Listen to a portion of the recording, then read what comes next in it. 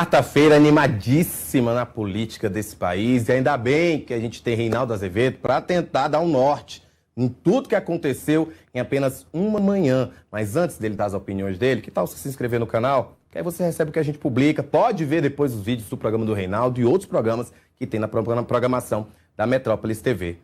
Reinaldo Azevedo, muito boa tarde. Sei que a gente vai discutir, obviamente, a indicação de Alfredo Gaspar a vice na chapa do Flávio Bolsonaro, mas só para dar uma pontinha, eu queria saber de você.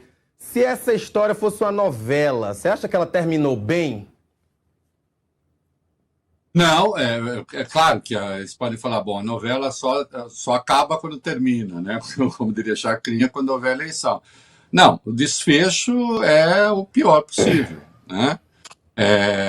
Para ele, por enquanto, né? Essa escolha desse vice, claro que a gente vai ver, ele foi da CPMI do INSS, tem aí algumas patranhas à vista. Agora, assim, é como pegar aquela personagem que é num drama qualquer, aquela personagem que aparece de vez em quando, o figurante, né? E de repente põe o figurante para ser ali, pelo menos, um parceiro ativo do protagonista, né? Rapaz, é difícil a situação dele, né?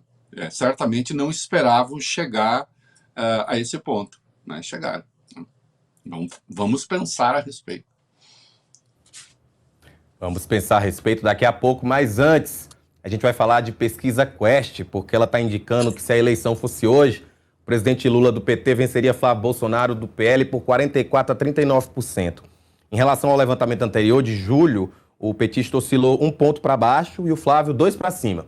Esse levantamento foi realizado entre o dia 31 de julho e o dia 2 desse mês, quando então os inquéritos contra o Lulinha já estavam aí inundando os noticiários. Foram ouvidas presencialmente 2.004 pessoas com uma margem de erro que é de 2 pontos percentuais. Evidentemente, parece haver uma tendência aí a outros dados, mas eu acho que estão forçando um pouco a análise. O fato é, existe margem de erro. E na margem de erro houve uma oscilação. Uma oscilação do Lula para baixo, uma oscilação do Flávio para cima. Mas tudo do Flávio 2 pontos, a oscilação do Lula muito pequena, 1 ponto, mas o bastante para uma diferença que era de 8 virar uma diferença de 5, né? Em um mês. A Quest faz um monte de cortes ali, via análise do próprio Felipe Nunes sobre os programas do governo. Alguns já estariam perdendo ali a sua força eleitoral.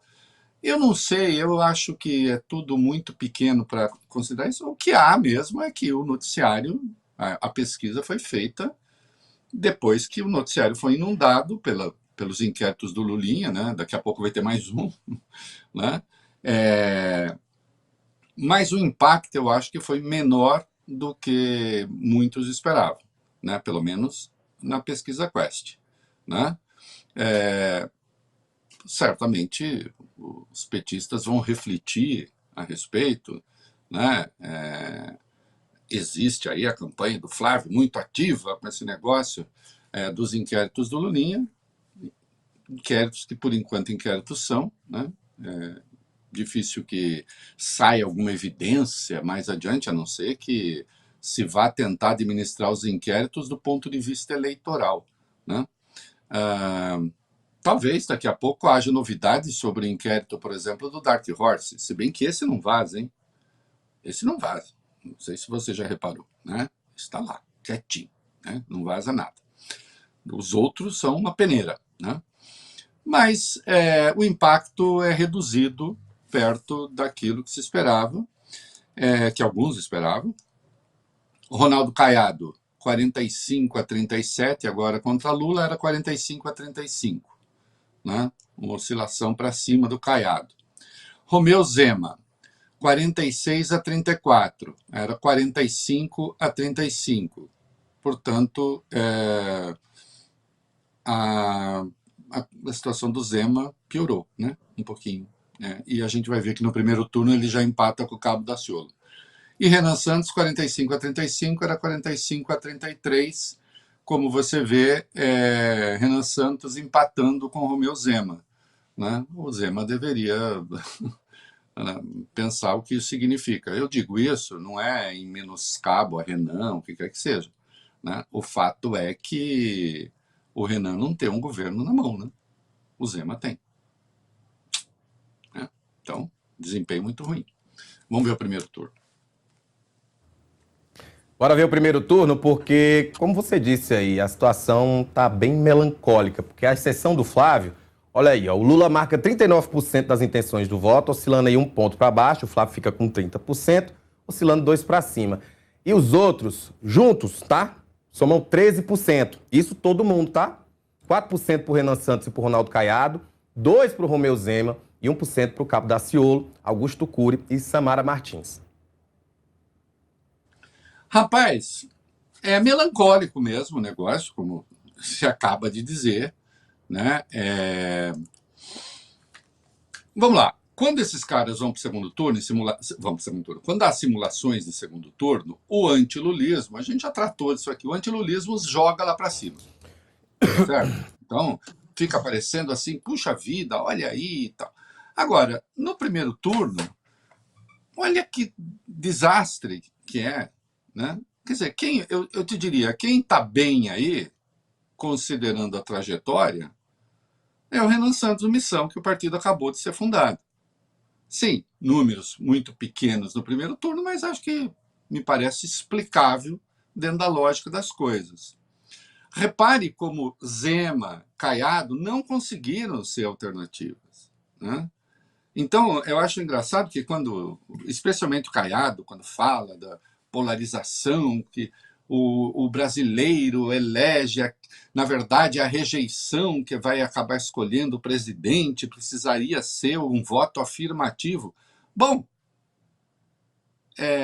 afirmativo em relação a Caiado são 4%. Afirmativo em relação a Zema, 2%. É melancólico esse desempenho. Vamos ser claros, né? Então, o segundo turno entre Lula e Flávio é o segundo turno que os brasileiros escolheram. Ah, mas somos todos reféns da polarização. Ô, Rafael, você viu alguém encabrestado andando na rua? Assim, no cabresto, na coleira, dizendo assim, puxa, e a pessoa coitada querendo se livrar da polarização. Não, me tira a coleira, me tira o cabresto. Não tem. Eu quero ser livre, quero votar no Caiado. Vota. Mas os que querem votar no Caiado, que se acham livres para votar no Caiado, são 4%. Eu quero ser livre, quero novo, Zema, 2%.